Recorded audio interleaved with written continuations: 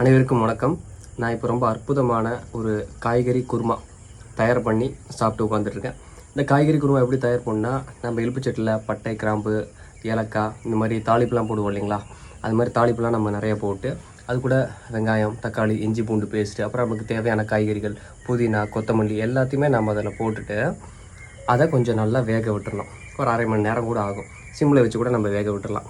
தேவையான அளவு தண்ணி ஊற்றிடணும், உப்பு போட்டுக்கலாம். அதுக்கப்புறமா நம்ம தேங்காய், முந்திரி இது ரெண்டுத்தையும் தேங்காய் துருவி வச்சுக்கணும். அதுக்கப்புறம் முந்திரி ஒரு 10 அது மாதிரி எடுத்து அது கூட அரைச்சிக்கிட்டு, இந்த காய்கறி அடுப்பில் நல்லா வெந்ததுக்கப்புறம் ஒரு 10-15 நிமிஷம் அதை ஆற விட்டுடணும். ஆற விட்டு அதை வேறு பாத்திரத்துக்கு மாற்றிட்டு அதில் இந்த அரைச்சி வச்சுருக்கிற தேங்காயை நம்ம சேர்த்துக்கணும். அப்போ தான் தேங்காய் வந்து அதிகமாக ஹீட் ஆகாது, சூடாகாது அரைச்சி வச்சுருக்க தேங்காய். ஏன்னா தேங்காய் வந்து நம்ம சூடு பண்ணக்கூடாது. இருக்கிற பாத்திரத்துலேயே, நம்ம சமைச்ச பாத்திரத்துலேயே தேங்காய் சேர்க்குறப்போ அந்த பாத்திரத்தோட சூடும் தேங்காய் ரொம்ப சமைச்சிடும்.